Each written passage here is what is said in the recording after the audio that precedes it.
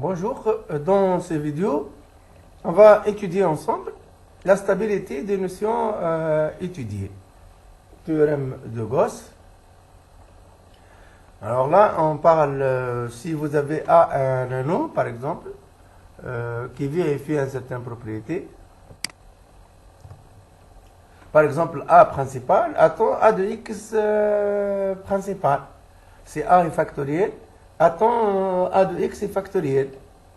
On va étudier ce deux-là, ce deux. Alors là, on prend donc ces parties-là du cours du Daniel Perrin. Vous pouvez le voir à la page 50, 51, 52, 53 de Daniel Perrin. Alors, donc on commence par le passage à l'anneau des polynômes. Si A est principal, A de X ne l'est pas plus en général. Donc si A est principal, A de X n'est pas principal. En fait, on va démontrer que si A est principal, A de X est principal, c'est seulement si A est un corps. Donc, voilà. Donc, il y a un sens qui est évident. Si A est un corps, donc vous avez sûrement... Donc, A un anneau, A de X est principal, si et seulement si A est un corps.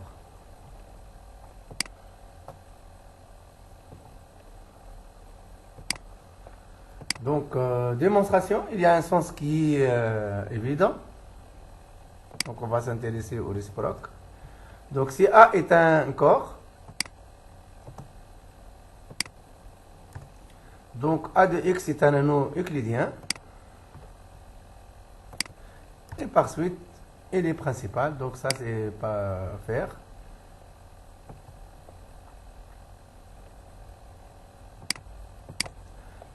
Donc, on étudie la réciproque.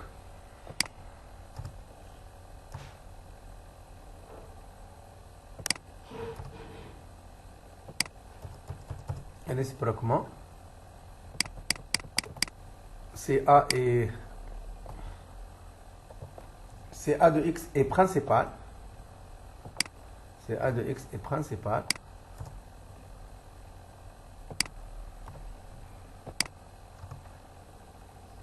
que peut-on dire de l'anneau de A? Donc pour cette raison-là, moi je vais faire, je prends A, un élément non nul. Tout d'abord, A il est intègre. Et intègre.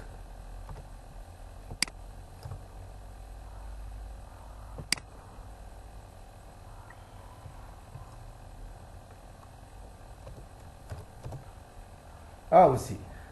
Donc il résulte que X est irréductible.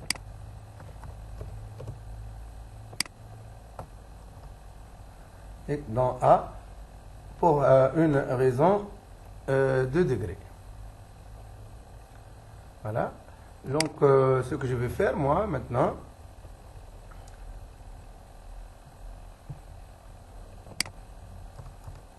je prends un élément non nul. Donc, soit, je vais le faire à la main. Donc, soit petit a dans grand A croix. Bon, j'écris étoile ici.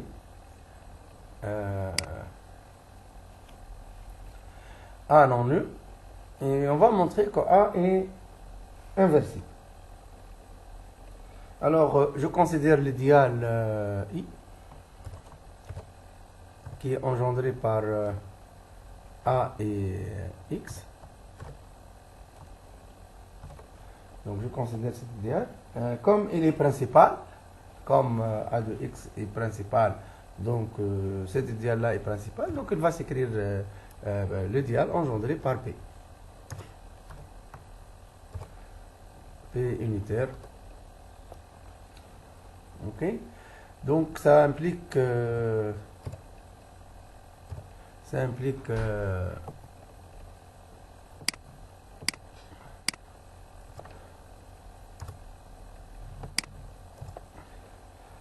ça implique que, puisque A appartient à P, donc A, il va s'écrire P fois R. P fois R. Et X aussi. X, il va s'écrire P fois Q. P fois Q. Par identification, donc on a degré, du point de vue degré, donc comme A est une constante, donc degré de A, ceci implique que degré de P égale à degré de R égale à degré de R égale à 0. Donc P est une constante. Donc ça implique P, c'est une constante de A. Ok. Maintenant, si je remplace cette constante-là ici, donc P, et on identifie, donc on écrit Q sous la forme,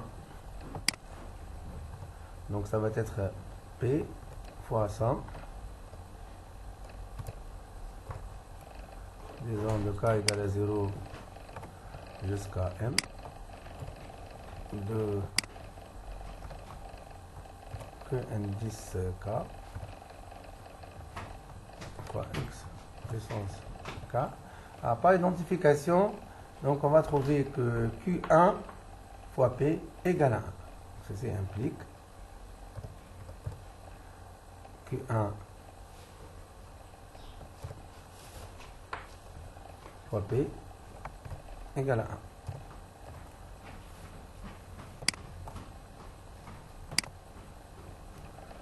Donc, je dis donc P est inversible ici, que 1 fois P égale à 1. Donc P est inversible.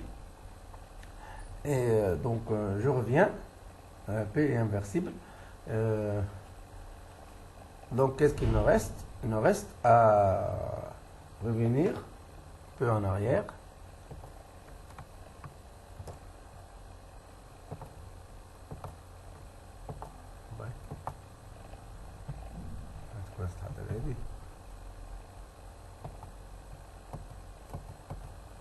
Oui.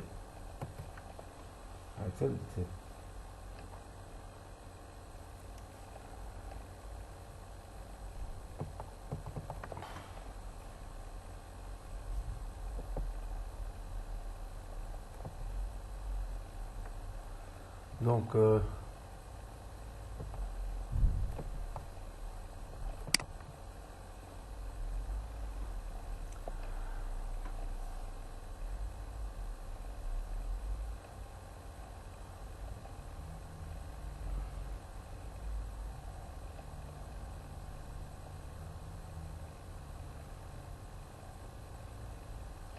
bon, je reviens maintenant comme donc ici on trouve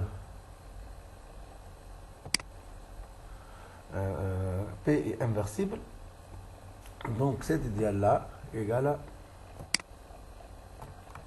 à A de X.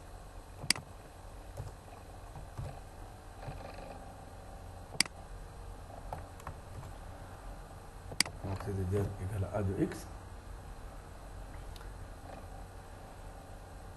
Et donc,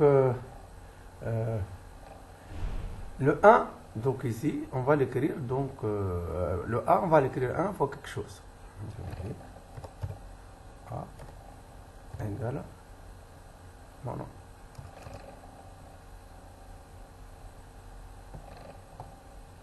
Donc ici, le 1, on va l'écrire 1 égale, donc A fois R plus X fois Q. Bon, ici, les termes qui sont là sont de degré supérieur ou égal à 1, qui sont là.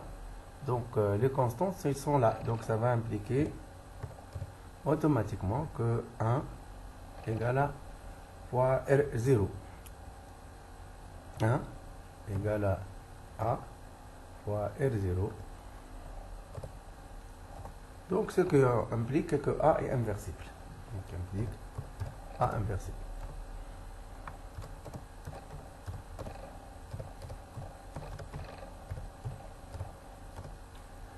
Voilà donc première partie.